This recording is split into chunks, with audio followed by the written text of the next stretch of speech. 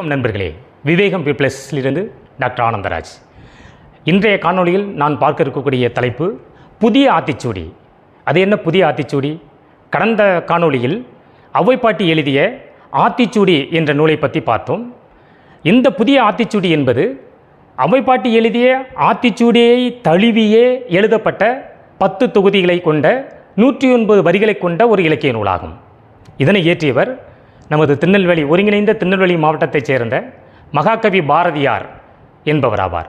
இவர் 11/12/1882 ஆண்டு எட்டயபுரம் என்ற கிராமத்தில் பிறந்தவர். தமிழறிஞர், எழுத்தாளர், இதழாசிரியர், விடுதலை போராட்ட வீரர் மற்றும் சமூக சீர்திருத்தவாதி.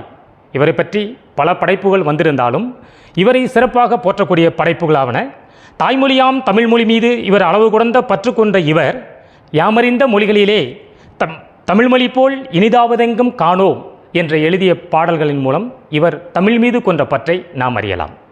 இவர் எழுதிய அந்த ஆத்திச்சூடி ஔவை எழுதிய ஆத்திச்சூடியிலிருந்து எவ்வாறு மாறுபடுகிறது என்றால், ஔவை எழுதிய ஆத்திச்சூடியானது கடவுளை மையப்படுத்தியும் அவரை பின்பற்றுபவர்களுடைய வழிவந்த மக்களுடைய பழக்க வழக்கங்கள் மற்றும் ஒழுக்க நெறிகளை கடைப்பிடிக்கக்கூடிய கருத்துக்களை சொல்லக்கூடிய நூலாக ஆத்திச்சூடி அமைந்தது.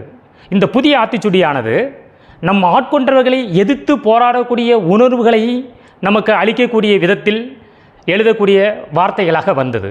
அதாவது அச்சம் தவிர், ஆண்மை தவறேல், இளைத்தல் இகழ்ச்சி, ஈகை திறன், உடலினை உறுதி செய், ஊன்மிக விரும்பு, எண்ணுவது உயர்வு, ஏறுபோல் நட, ஐம்பொறி ஆட்சிக்குள், ஒற்றுமை வலிமையாம், ஓய்தல் ஒளி, ஆவுடதம் குறை, நேர்பட பேசு, நயப்புடை என்று சில கருத்துக்களை வீரநடையுடன் எழுதிய நூல்தான் புதிய ஆத்திச்சூடியாகும்.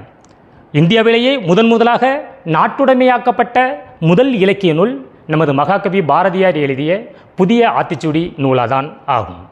நன்றி நண்பர்களே. இன்றைய காணொளியில் புதிய ஆத்திச்சூடியை பற்றி பார்த்தோம். வரும் காணொளியில் அறிவியல் ஆத்திச்சூடி என்ற நூலை பற்றியும் அதனை எழுதிய தமிழாசிரியரை பற்றியும் பார்ப்போம்.